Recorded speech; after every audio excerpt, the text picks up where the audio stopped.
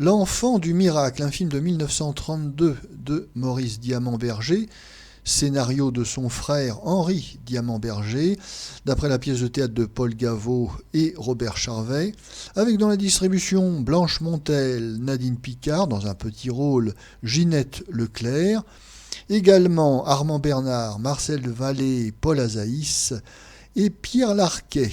Le sujet. Blanche Montel perd son mari. Hélas, on ne retrouve pas le testament qui l'a fait héritière. Un testament antérieur fait hériter la commune natale du défunt, à défaut de descendants directs. Blanche Montel annonce alors qu'elle est enceinte, ce qui est faux. Et la commune en danger délègue Armand Bernard en qualité de curateur au ventre pour surveiller Blanche Montel. Notre avis. On l'aura compris, ce film ne nous raconte pas la vie mouvementée de Henri d'Artois, fils posthume du duc de Berry, qui avait été surnommé l'enfant du miracle par le poète Alphonse de Lamartine. Non, ici il s'agit d'adapter une petite pièce de théâtre, un petit vaudeville de 1903 de Paul Gaveau. Théâtre filmé donc, et plutôt mal filmé par la tribu Diamant-Berger, Maurice à la mise en scène, Henri au scénario.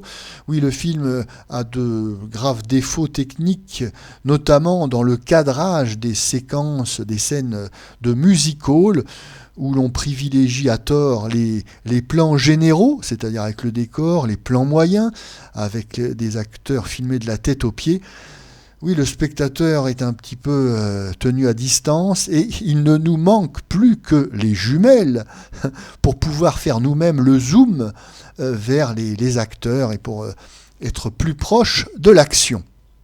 Par ailleurs, ce qui tient lieu de mise en scène est assez rigide, assez froid, ce qui provoque chez le spectateur un sentiment désagréable de distance avec les acteurs.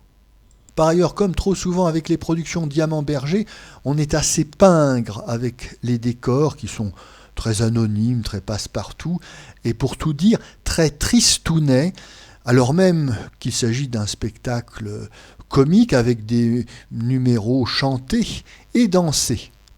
Autre défaut de ce film, vite fait, mal fait, beaucoup de dialogues explicatifs. On explique beaucoup l'intrigue, un petit peu compliquée, de cette histoire d'héritage.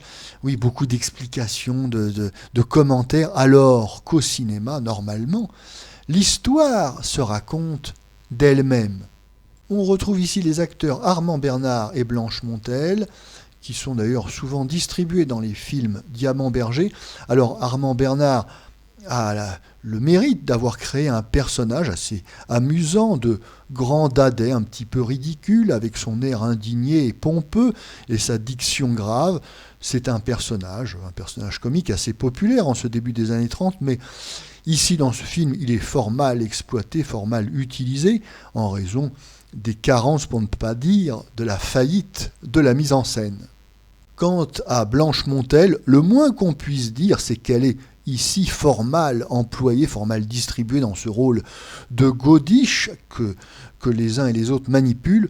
En effet, Blanche Montel, femme élégante, est plus à l'aise dans les rôles de femme sophistiquée, altière et noble. Ce petit film médiocre est malheureusement bien représentatif de ce que François Vineuil appelait la première faiblesse du cinéma français, son amateurisme.